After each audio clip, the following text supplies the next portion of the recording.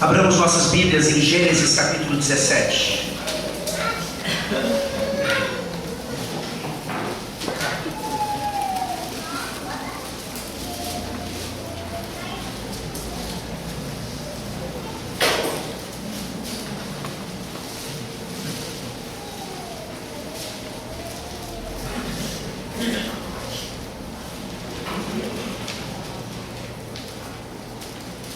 Gênesis 17. Eu lerei todo o capítulo, mas o sermão será apenas a partir do versículo 15. Nós já expusemos a palavra de Deus até o versículo 14 na semana passada. Gênesis 17, todo o capítulo, mas o sermão apenas a partir do versículo 15. Diz assim a palavra desse Deus do pacto, cujas promessas não podem falhar. Quando atingiu Abrão a idade de 99 anos, apareceu-lhe o Senhor e disse: Eu sou o Deus Todo-Poderoso, anda na minha presença e sê perfeito. Farei uma aliança entre mim e te multiplicarei extraordinariamente. Prostrou-se Abrão o rosto em terra, e Deus lhe falou: Quanto a mim, será contigo a minha aliança, serás pai de numerosas nações. Abrão já não será o teu nome, e sim Abraão, porque por pai de numerosas nações te constituí. Far-te-ei fecundo extraordinariamente, de ti farei nações, e reis procederão de ti. Estabelecerei a minha aliança entre mim e ti, e a tua descendência no decurso das suas gerações, aliança perpétua, para ser o teu Deus e da tua descendência. Dar-te-ei e à tua descendência a terra das tuas peregrinações, toda a terra de Canaã, em possessão perpétua, e serei o seu Deus. Disse mais Deus a Abraão: Guardarás a minha aliança, tu e a tua descendência, no decurso das suas gerações. Esta é a minha aliança, que guardareis entre mim e vós, e a tua descendência. Todo macho entre vós será circuncidado. Circuncidareis a carne do vosso prepúcio. Será isso por sinal de aliança entre mim e vós. O que tem 8 dias será circuncidado entre vós. Todo macho nas vossas gerações, tanto escravo nascido em casa, como o comprado a qualquer estrangeiro, que não for da tua estirpe. Com efeito, será circuncidado o nascido em tua casa, e o comprado por teu dinheiro. A minha aliança estará na vossa carne, e será aliança perpétua. O incircunciso que não for circuncidado na carne do prepúcio, essa vida será eliminada do seu povo. Quebrou a minha aliança. Disse também Deus a Abraão: A Sarai, tua mulher, já não lhe chamarás Sarai, porém Sara. Abençoá-la-ei, e dela te darei um filho. Sim, eu a abençoarei, e ela se tornará nações. Reis de povos procederão dela. Então se prostrou Abraão o rosto em terra e se riu, e disse consigo: A um homem de 100 anos há de nascer um filho, dará à luz Sara com seus 90 anos. Disse Abraão a Deus: Tomara que viva Ismael diante de ti. Deus lhe respondeu: De fato, Sara, tua mulher, te dará um filho, e lhe chamarás Isaque. Estabelecerei com ele a minha aliança, aliança perpétua para a sua descendência. Quanto a Ismael, eu te ouvi. Abençoá-lo-ei, fá-lo-ei fecundo, e o multiplicarei extraordinariamente. Gerará 12 príncipes, e dele farei uma grande nação. A minha aliança, porém, estabelecerei com Isaque, o qual Sara te dará a luz neste mesmo tempo, daqui a 1 ano. E finda esta fala com Abraão, Deus se retirou dele, elevando-se. Tomou, pois, Abraão a seu filho Ismael, e a todos os escravos nascidos em sua casa, e a todos os comprados por seu dinheiro, todo macho, dentro de sua casa, e lhe circuncidou a carne do prepúcio de cada um, naquele mesmo dia, como Deus lhe ordenara. Tinha Abraão 99 anos de idade, quando foi circuncidado na carne do seu prepúcio. Ismael, seu filho, era de 13 anos, quando foi circuncidado na carne do seu prepúcio. Abraão e seu filho Ismael foram circuncidados no mesmo dia. E também foram circuncidados todos os homens de sua casa, tanto os escravos nascidos nela, como os comprados por dinheiro ao estrangeiro. Amém. Amém. Vamos orar. Glorioso Deus, obrigado porque nunca fica cansativo, nunca fica repetitivo. Todos esses momentos em que as criancinhas do Senhor, os filhinhos da aliança, são apresentados aqui para receberem o sinal do batismo. Obrigado, ó Deus, porque esse selo é uma obrigação que nós precisamos continuar realizando. Custe o que custar, falem o que quiserem. Irmãos nossos de outras denominações apontando o dedo para nós e dizendo que fazemos algo errado. Ó Deus, que a tua misericórdia venha a ser derramada sobre a tua igreja de uma forma geral, e que nós possamos ter mais unidade nesse aspecto, porque Efésios claramente nos diz que há um só batismo. Por que tantas diferenças, ó Deus? Por que tantas desavenças? Senão por causa da cobiça do nosso coração, do orgulho, da soberba. Ó Deus, nos faz cada vez mais submetidos, submissos ao poder da tua palavra. E se Gênesis 17 de fato nos fala de um sinal que era administrado naquela dispensação a meninos de 8 dias de idade, quanto mais hoje, ó Deus, a água deve ser administrada a todos aqueles que são herdeiros da promessa também.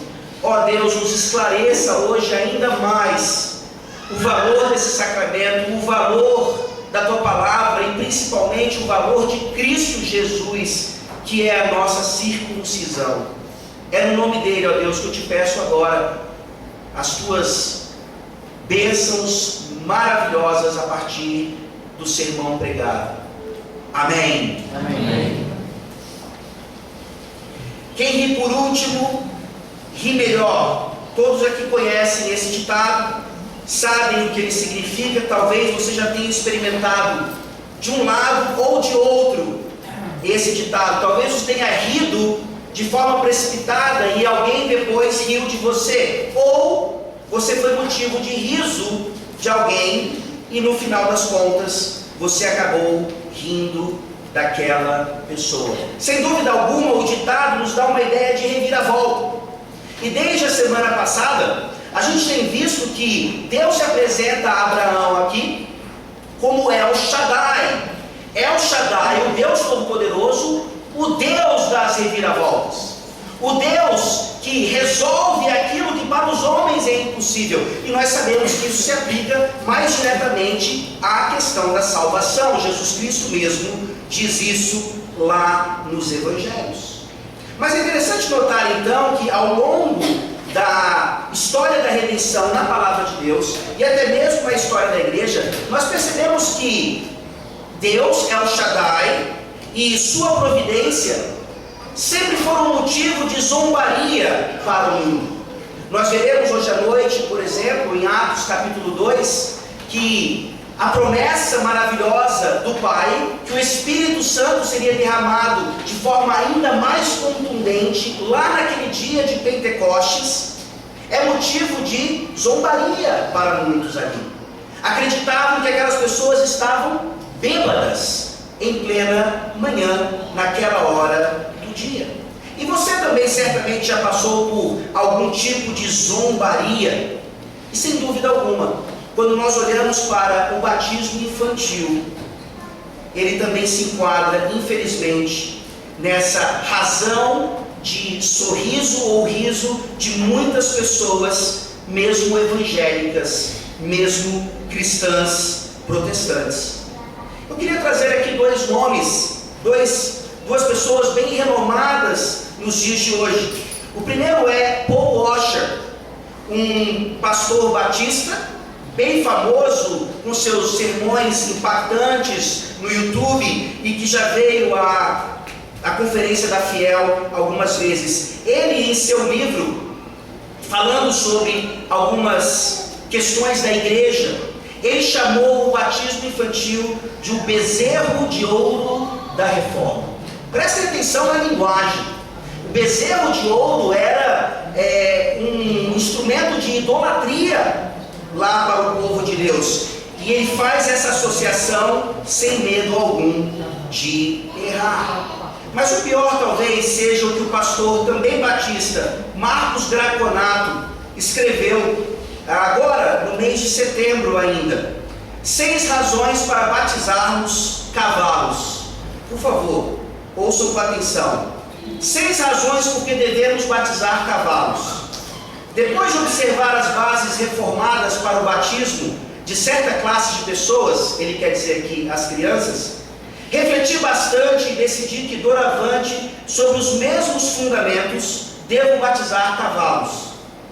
Antes, porém, que comecem a me dar coices, deixe-me apresentar as bases bíblicas para o batismo equino, também chamado de hipobatismo. 1. Os cavalos não podem ter fé, mas a fé não é um requisito necessário para o batismo. Na verdade, o cavalo pode ser batizado com base na fé do seu dono. 2. É verdade que não há nenhum exemplo claro na Bíblia do batismo equino. Porém, a Bíblia também não proíbe essa prática. Aliás, eu desafio qualquer pessoa a mostrar um versículo apenas que proíba o batismo de cavalos. 3. O carcereiro de Filipos foi batizado com toda a sua casa. Sabemos que o conceito de casa, oikos, no mundo antigo abrangia a família, os agregados, os escravos e todos os bens da pessoa. Certamente, entre esses bens do carcereiro havia algum cavalo. Daí obtemos um forte argumento em prol do hipobatismo. 4. Os israelitas foram todos batizados no mar e na nuvem. Certamente eles tinham alguns cavalos, assim como outros bichos, que passaram também pelo mar e seguiram sob a nuvem, sendo submetidos desse modo ao mesmo batismo. Fica evidente assim que o Antigo Testamento dá completo amparo para o batismo de cavalos e também de bois, vacas e ovelhas. 5. De acordo com Pedro, a água do dilúvio pela qual tantos animais se salvaram era uma figura do batismo. Não preciso dizer mais nada. 6. Vestir pano de saco era um símbolo de arrependimento. Vemos no livro de Jonas que esse símbolo foi aplicado a animais sem arrependimento. Logo, sendo o batismo também um sinal de arrependimento, não há por que negá-lo a cavalos não arrependidos. E aí, alguém também querendo usar de ironia, respondendo a tudo isso, disse: olha, eu não sei se tudo isso prova o batismo de cavalos, mas certamente o filhote de cavalo, sim. E nós olhamos então para esse tipo de coisa, e claramente isso nos atinge, pelo menos deveria nos atingir, e nós percebemos o quanto, muitas vezes, a ironia e o sarcasmo vão além do que eles devem servir e são pecaminosos, e gravemente pecaminosos. Então, nessa manhã, eu gostaria de mostrar a vocês, a partir de Gênesis 17, quais são as razões pelas quais nós acabamos de fazer aquilo que o Caleb aqui, mais uma vez, nos proporcionou. Nós veremos nessa manhã, a partir de Gênesis 17, que El Shaddai continua revertendo situações que para nós parecem irreversíveis. E é exatamente esse contexto em que nós nos encontramos mais uma vez. Nós vimos na semana passada a primeira parte de Gênesis 17, El Shaddai se apresenta a Abraão ainda, muda o nome de Abraão, significando agora essa ênfase na santificação também. Somos novas criaturas, temos uma nova identidade, precisamos andar de acordo com ela. Mas El Shaddai, ao exigir perfeição, ele exige também pureza, e dá ali um sinal para aquela cultura, para aquele tempo, e representava exatamente isso, a circuncisão. E nós vimos na semana passada, então, quão maravilhoso é para um povo receber um sinal de perfeição e pureza, para mostrar o quanto El Shaddai continua principalmente nos salvando. Mas hoje nós veremos, então, na continuação do texto, que não basta recebermos o sinal da perfeição e pureza, mas precisamos crer nele e observá-lo para o bem de nossa descendência. Não basta defendermos o sinal da aliança, não basta compreendermos todos os argumentos que nos fazem o que nós somos, presbiterianos, pactuais, mas nós precisamos não apenas receber o sinal de perfeição e pureza, mas crer nele e observá-lo para o bem de nossa descendência. Os primeiros versículos aqui, a partir do versículo 15, de 15 a 22, nos mostram, em primeiro lugar, que nós não devemos rir da providência de El Shaddai. Por isso aqui então a ideia de que quem ri por último, ri melhor. Não devemos rir, não devemos gozar, não devemos zombar da providência de El Shaddai. E em segundo lugar, a partir do versículo 23, devemos nos submeter à providência de El Shaddai. Vejamos então mais uma vez, porque é que quem ri por último, ri melhor, especialmente se nós estivermos associados e submetidos àquilo que o próprio El Shaddai estabeleceu. Leamos mais uma vez, Gênesis 17, versículos 15 a 22. Disse também Deus a Abraão: a Sarai, tua mulher, já não lhe chamarás Sarai, porém Sara. Abençoá-la-ei, e dela te darei um filho. Sim, eu a abençoarei, e ela se tornará nações, reis de povos procederão dela. Então se prostrou Abraão, o rosto em terra, e se riu, e disse consigo: um homem de 100 anos há de nascer um filho? Dará a luz Sara com seus 90 anos? Disse Abraão a Deus: tomara que viva Ismael diante de ti. Deus lhe respondeu: de fato, Sara, tua mulher, te dará um filho, e lhe chamarás Isaque. Estabelecerei com ele a minha aliança perpétua para a sua descendência. Quanto a Ismael, eu te ouvi, abençoarei, farei fecundo, e o multiplicarei extraordinariamente. Gerará 12 príncipes, e dele farei uma grande nação.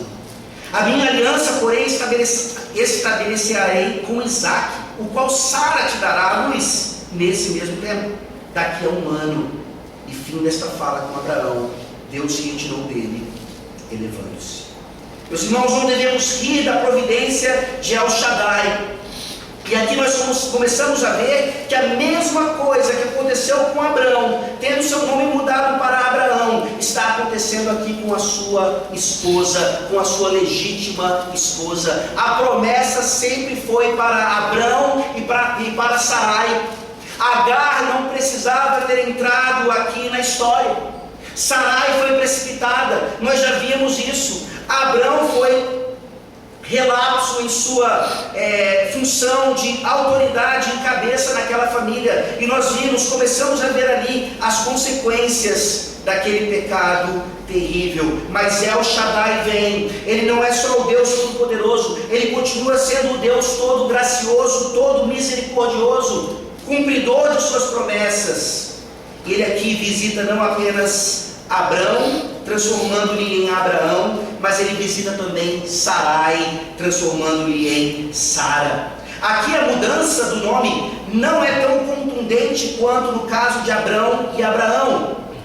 Aqui o significado de Sarai e Sara continuam muito próximos. A grande diferença é a mesma coisa que Deus fez lá com Abraão. Abrão já era um nome específico, ou já era um nome que demonstrava isso, mas Abraão agora vai demonstrar a abrangência da graça do Senhor. É o mesmo caso de Sara. Quando nós lemos Sarai, a ideia aqui é minha princesa, uma princesa específica, uma princesa para um determinado fim. Mas quando o seu nome agora é Sara, nós percebemos que ela é só princesa, ou mais princesa, ou princesa de mais pessoas. Não é por acaso que a mudança de nome, que nos lembra mais uma vez a ideia de santificação, está aqui mais uma vez aplicada à promessa. Da mesma forma que de Abraão viriam nações e reis, aqui no versículo 16 a mesma coisa. Sara é agora a princesa das nações, a princesa de povos, de reis de povos que procederão dela. Sara está ali recebendo tudo aquilo, ela entende o que acontece, e mais uma vez aqui precisa lhe cair a ficha de que a promessa é de Deus e que ela é sim, aos 90 anos de idade, aquela que vai receber um filho no seu ventre. Nós veremos no próximo capítulo que Sara também ri de Deus. E aqui então, o riso parece um tema importante, e ele é. E é interessante porque quando Deus faz isso, quando Deus abençoa, quando Deus promete um verdadeiro milagre, a reação de Abraão deveria ter sido outra. Abraão aqui, no versículo 17, ele até começa bem. Ele se prostra da mesma maneira que ele se prostrou lá no versículo 3. E nós vimos na semana passada a importância da verdadeira adoração, do verdadeiro culto a Deus no processo de santificação. Mas aqui ele não meramente se prostra, ele se prostra e ele ri. Ele se prostra e no seu riso, ele não consegue confiar na promessa de Deus.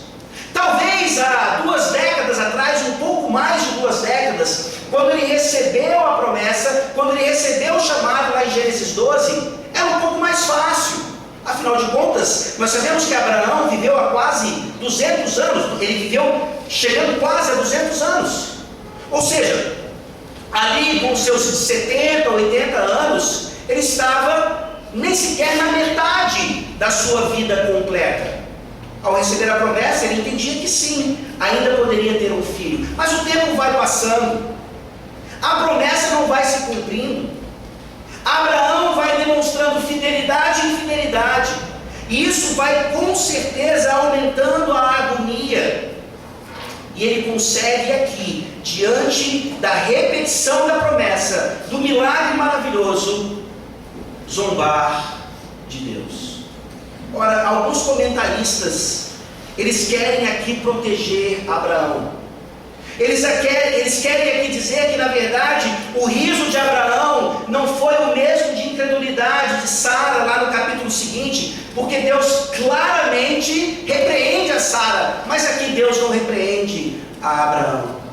Ora, meus irmãos, pode até ter sido que o riso de Abraão não foi tão incrédulo quanto o de Sara, mas ele foi incrédulo. É bem fácil notarmos aqui, apesar de as palavras da Bíblia não conseguirem nos dar exatamente a teatralidade da cena, mas as 2 perguntas que Abraão faz nesse riso, você consegue ver um sorriso maroto na face de Abraão. A um homem de 100 anos há de nascer um filho, conta outra. Essa piada é de mau gosto. Dará a luz Sara com seus 90 anos. Deus é o Shaddai, tudo tem limite. Por favor, pare com esse senso de humor e um humor negro. Quantas vezes nós já não rimos assim de Deus? Quantas vezes nós não saímos daqui recebendo encorajamento após encorajamento a partir da palavra de Deus, mas nós saímos daqui rindo e zombando de Deus. Até parece que Deus vai resolver os problemas do meu casamento. Até parece que Deus vai mudar o Brasil. Eu vou para as eleições hoje e vou votar nulo mesmo. Não tem esperança. Até parece que Deus é capaz de solucionar os problemas de dívida que eu tenho. É encorajamento após encorajamento, promessa após promessa. E nós podemos até não rir literalmente ou na frente dos outros, mas dentro nós estamos dando aquele risinho sarcástico e irônico e dizendo para Deus: El Shaddai, conta outra. Eu já estou cansado de ouvir essas coisas e as soluções não vêm. Eu já estou cansado de crer nas promessas. Parece que agora vai, e quando eu vejo, não foi.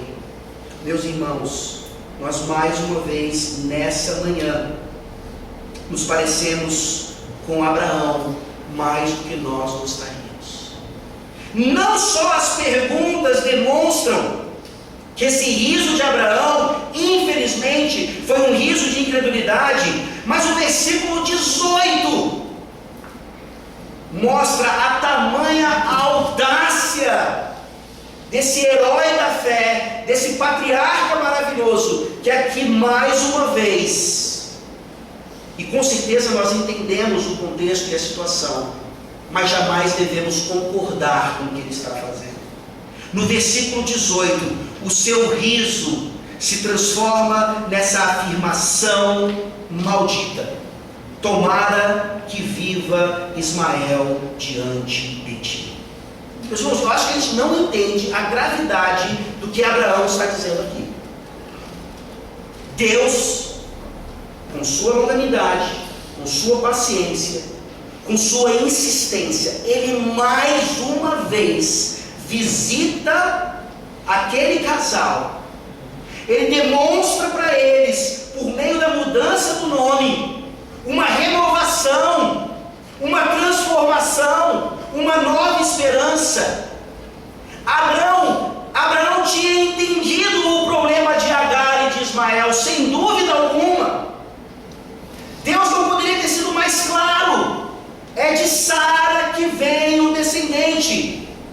E ele tem a ousadia de dizer o seguinte: Deus, El Shaddai, esse plano é muito legal, parece fantástico, mas nós já temos Ismael, nós já temos um descendente. Para que ficar colocando em risco, porque pode não acontecer, aquilo que já está aqui concretizado no nosso meio? Os irmãos, não se admirem apenas de Abraão. Nós fazemos isso quase que diariamente. Nós falamos da boca para fora que a salvação, que a vida cristã, que a santificação é pela graça. Graça sobre graça. Mas quando os desafios vêm, quais são as alternativas que nós apresentamos a Deus? Não, Deus, leitura da Bíblia, oração, comunhão com os irmãos? Não. Não são os meios de graça que vão reverter a situação. É a minha força, é o meu braço, é essa técnica, é essa estratégia. Deus, por favor, nós já temos tudo aquilo que nós precisamos para mudar aquilo que precisa ser mudado, ou para cumprir aquilo que precisa ser cumprido. É essa a profundidade da rebeldia de Abraão aqui em relação à graça de Deus maravilhosa. Sim, nós veremos no próximo capítulo que a admoestação de Deus não é da mesma maneira que foi com Sara, mas isso não significa que Deus não tenha aqui, de uma certa forma, repreendido a Abraão, muito pelo contrário. A resposta de Deus, a partir do versículo 19, é uma repreensão para Abraão e para nós hoje, que insistimos em agir não de acordo com a palavra, mas de acordo com os nossos pensamentos, de acordo com aquilo que nós achamos inclusive ser cristianismo, quando na verdade não é. Vejam aí então agora a resposta de Deus. Mais uma vez, o que mais nos chama a atenção é a tremenda paciência desse Deus maravilhoso, não só para com Abraão, mas para conosco também. A partir do versículo 19, Deus confirma que um milagre aconteceria. Ora, Abraão estava certo. Ele com 100 anos de idade, na verdade ele teria 100 quando Isaac nascesse. Deus fala claramente, daqui a um ano ele vai nascer. Sara ali, que era estéril e além disso, uma senhora já de idade, sem dúvida alguma, humanamente falando, biologicamente falando, tudo vai de encontro a isso. É por isso que Deus é El Shaddai. Ele muda, Ele transforma, Ele reverte. Ele é aquele que mais nos mostra, história de Bíblia após história de Bíblia, que quem ri por último, ri melhor. O Salmo de número 2 nos diz que Deus está assentado no seu alto sublime trono, zombando daqueles que tentam se levantar contra Ele, rindo deles. E aqui mais um exemplo disso. O versículo 19 deixa claro, é em Isaque que a promessa se cumprirá. A aliança será estabelecida com ele, aquela mesma aliança que Deus havia mencionado nos primeiros versículos do capítulo 17. Milagre, sim, obra sobrenatural, sem dúvida alguma, a providência de Deus que continua hoje agindo, o mesmo Deus que criou do nada, Ele continua renovando do nada, criando da palavra dele, daquilo que parece completamente impossível. El Shaddai é capaz de realizar. E o mais interessante, nós não conseguimos ver aqui um risinho em Deus, mas poderíamos. Quando ele, no versículo 20, confirma aquilo que ele havia dito para Agar, ele de fato vai abençoar Ismael. Mas que bênção é essa? Você vê aqui agora então, Deus rindo da situação. Deus mostrando que o pecado do capítulo 16 foi de fato gravíssimo, gerando consequências terríveis. E olha aqui no versículo 20. Ele não dá ouvidos à sugestão terrível de Abraão, de que Ismael poderia satisfazer a promessa, mas Deus diz no versículo 20: quanto a Ismael, eu te ouvi, abençoá-lo-ei, falo-ei fecundo, e o multiplicarei extraordinariamente. Gerará 12 príncipes, e dele darei uma grande nação. Farei uma grande nação. 12 príncipes? Claro que isso não é por acaso. Deus já está mostrando aqui que de Abraão, de Isaque e de Jacó é que viriam 12 tribos que formariam o povo de Deus, e que na nova aliança seriam representados então pelos 12 apóstolos, mostrando essa renovação e recriação daquilo que antes parecia perdido e ultrapassado. Aqui você consegue perceber então que bênçãos que parecem decorrentes da aliança, elas não servem, porque bênçãos que servem são aquelas que de fato são da aliança. Mais para frente, em Gênesis, isso vai ficar ainda mais contundente.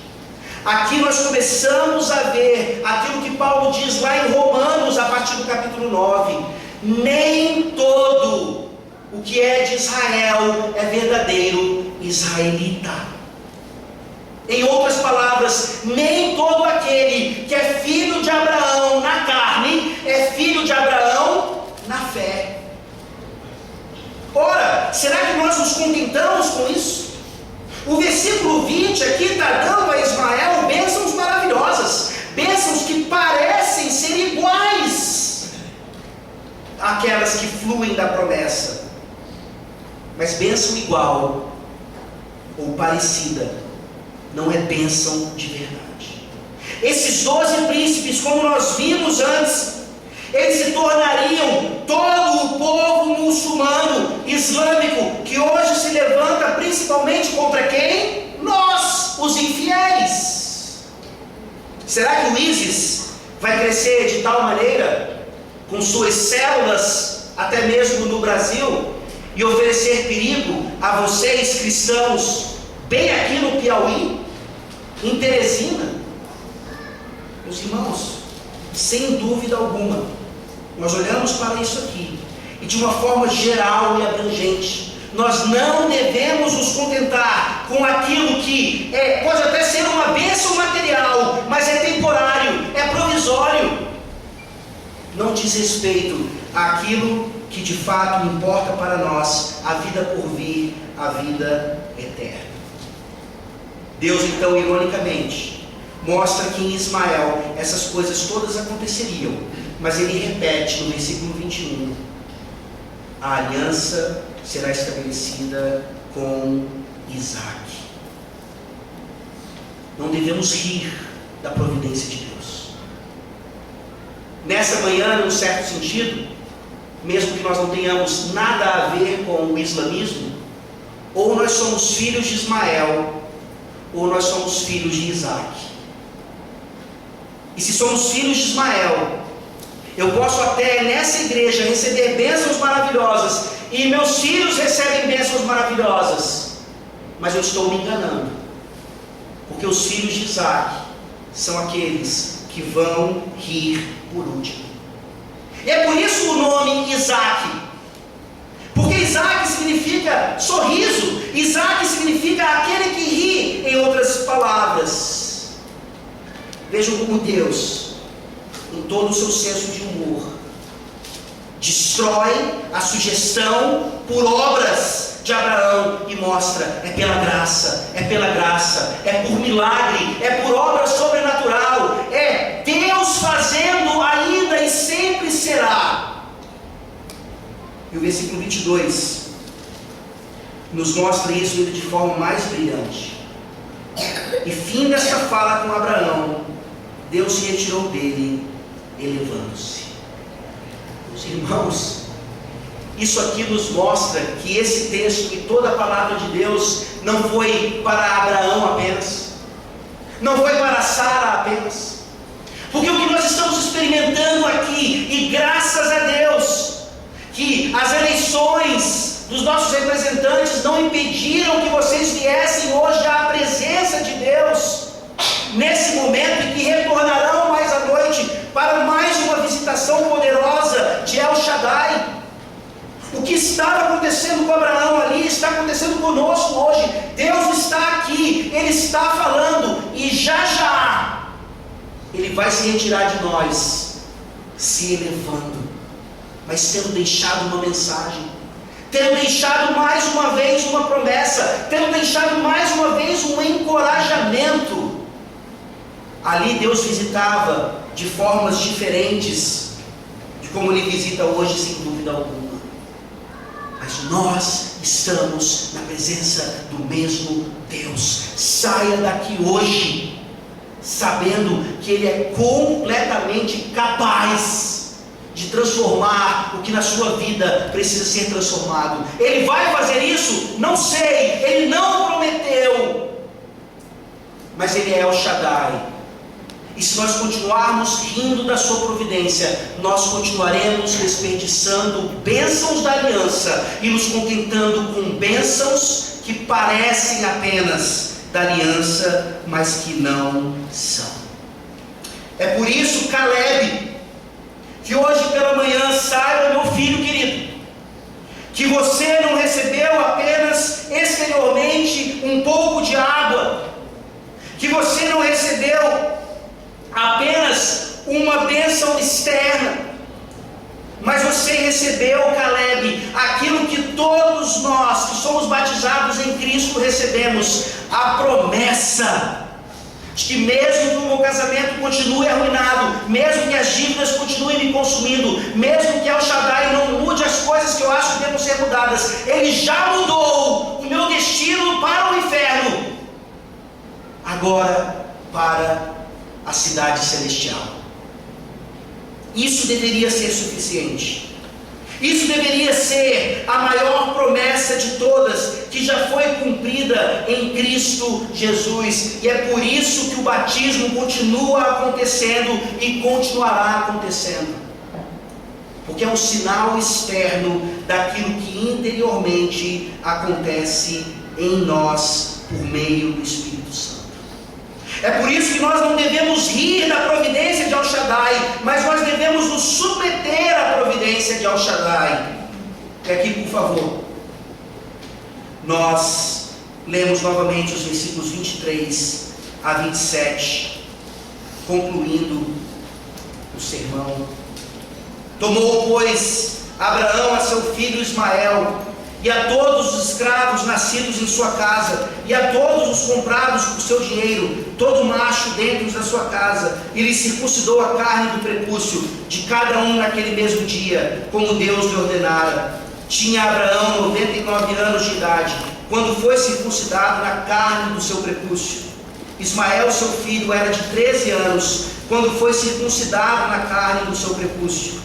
Abraão e seu filho Ismael foram circuncidados no mesmo dia, e também foram circuncidados todos os homens de sua casa, tanto os escravos nascidos nela, como os comprados por dinheiro ao estrangeiro.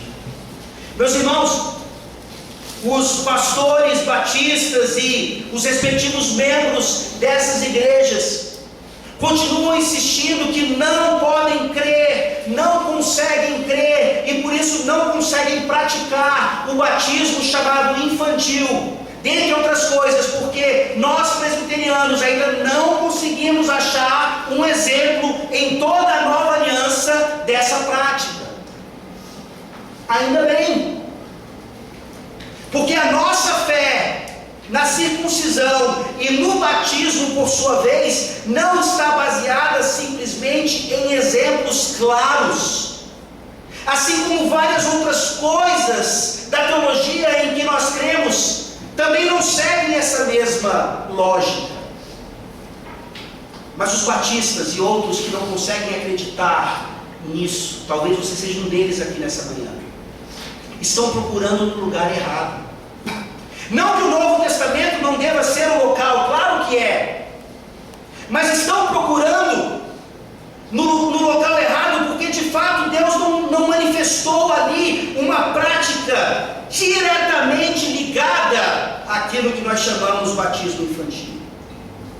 Mas esses versículos que nós acabamos de ler aqui, no finalzinho de Gênesis 17, nos mostrava que a circuncisão não era infantil. A circuncisão era o que, meus irmãos? A circuncisão ela era doméstica. A circuncisão dizia respeito a um lar, a um cabeça e a todos aqueles que estavam debaixo daquele cabeça. É claro que quando nós olhamos para a circuncisão e nós vemos hoje o seu cumprimento e sua continuidade no batismo, há coisas que permanecem ali na antiga aliança e há coisas que agora dizem respeito apenas à nova aliança.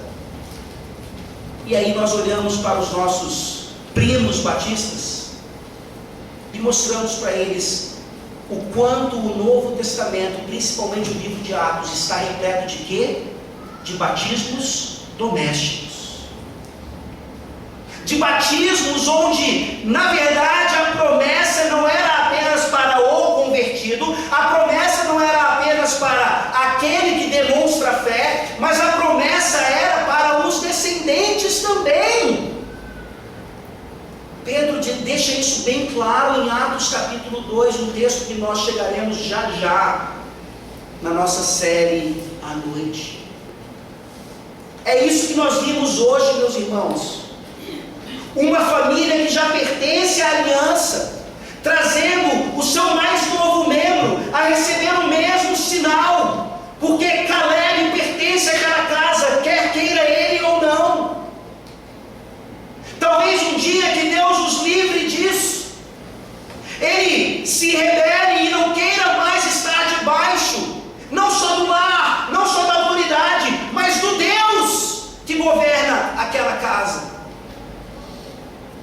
E não é o batismo, sem dúvida alguma, que vai livrá-lo disso.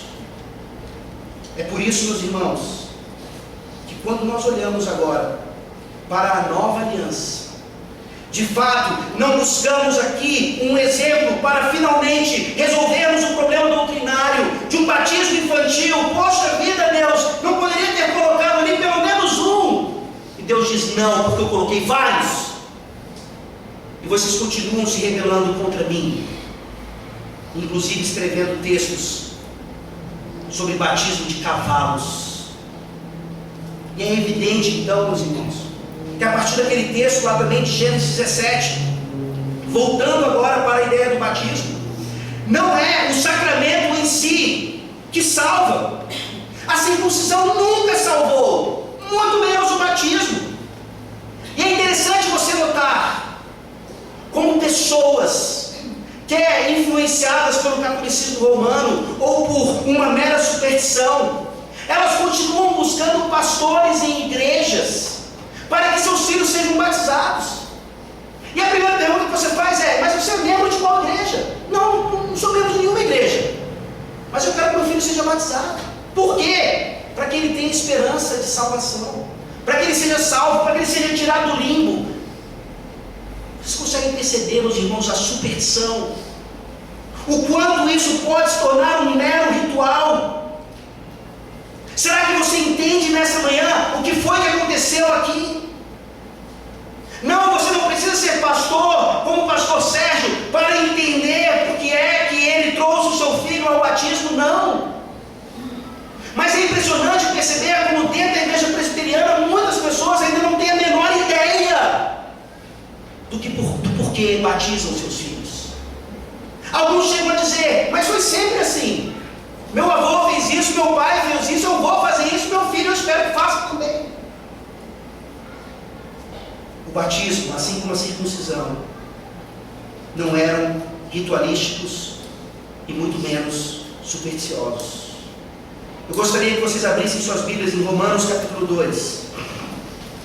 Nós veremos dois textos agora em Romanos. Romanos capítulo 2.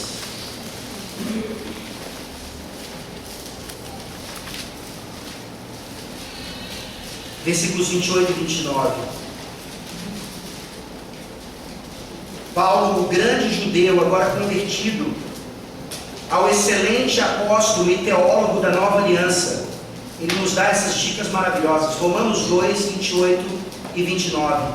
Porque não é judeu quem o é apenas exteriormente, nem é circuncisão a que é somente na carne, porém judeu é aquele que o é interiormente, e circuncisão a que é do coração, no espírito, não segundo a letra, e cujo louvor não procede dos homens, mas de Deus. O batismo não salva, meus queridos irmãos. Você já foi batizado aqui? Você é alguém que já recebeu esse sinal? Glória a Deus por isso. Mas não é isso que garante a sua salvação. Quantos, meus irmãos, quantos foram batizados e que morreram sem Cristo e que hoje estão no inferno? Que essa não seja a nossa realidade, mas que o nosso batismo, muito mais do que a sua mera forma, seja de fato aquilo que Tito nos ensina: o lavar regenerador do Espírito Santo. Batismo não salva, mas ele é um selo maravilhoso do que aconteceu dentro do nosso coração. Romanos capítulo 4. Romanos capítulo 4, versículos 9 a 12.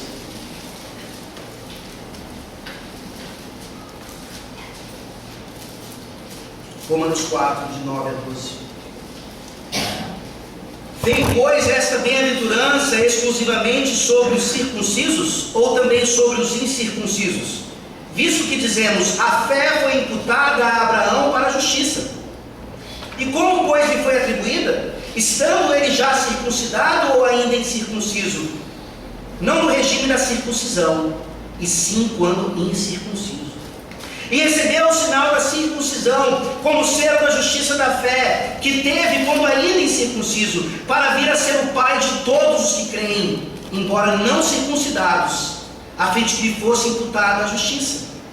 Pai da circuncisão, isso é, daqueles que não são apenas circuncisos, mas também andam nas pisadas da fé que teve Abraão, nosso pai, antes de ser circuncidado.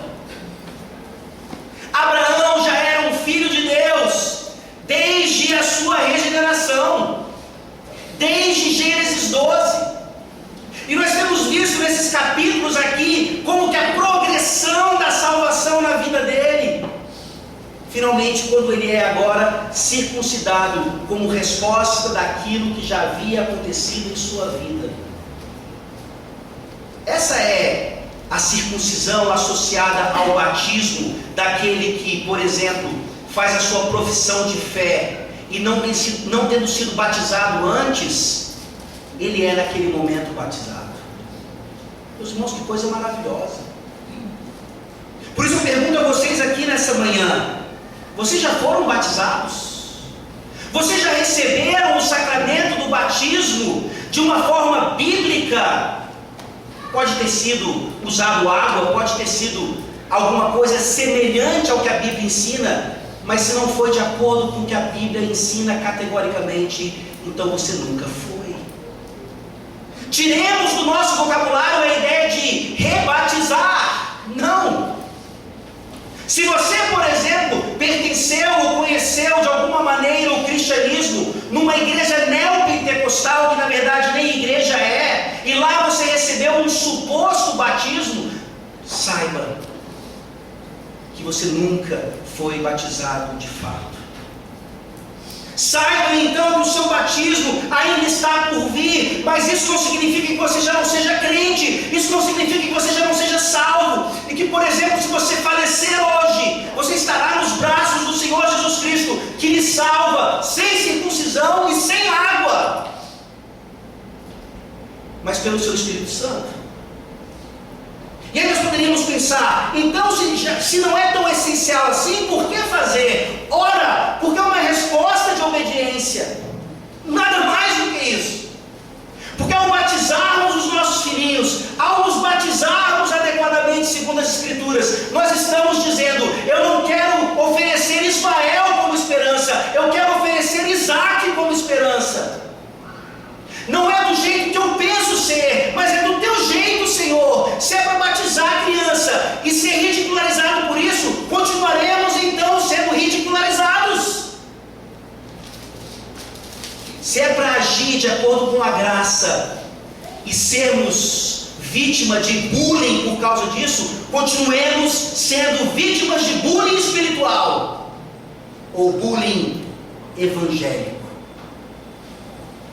Se você ainda não foi batizado, o que é que você está esperando?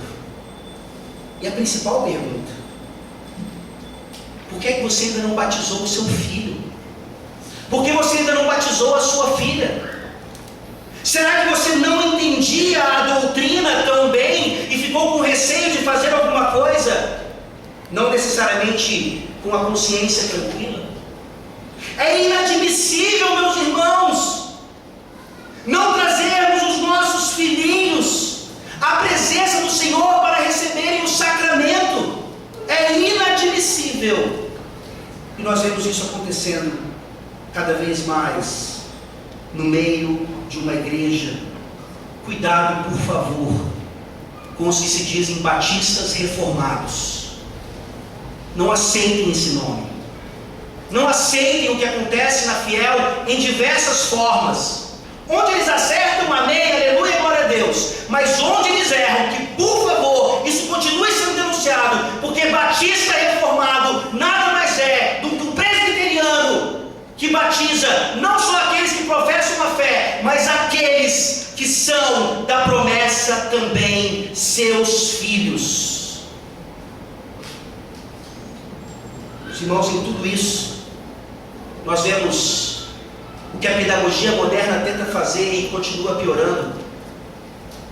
Nas igrejas batistas, na sua casa, se seus filhos não foram batizados ainda, Você é uma daquelas pessoas que não leva as crianças a sério. Isso é muito comum, não é? Nós não levamos as crianças a sério. Elas falam, são ignoradas. Elas não representam absolutamente nada, são crianças, são infantis, são imaturas. Elas até precisam de um cultinho paralelo ao culto a Deus, para que elas tenham a palavra de Deus pregada em sua linguagem. Isso é sistema de cotas infantil. Sistema de cotas nunca é certo, muito menos na igreja do Senhor. E se seus filhos não têm entendido o sermão aqui, cobrem isso de mim. Pastor, está falando difícil demais. O senhor fica defendendo as crianças no meio do culto, então fale para elas, pastor. Caleb, eu falo para você, porque eu sei, baseado no Salmo 8, que de crianças de peito, Deus tira o seu louvor. Nós não devemos menosprezar e nem subestimar as nossas crianças.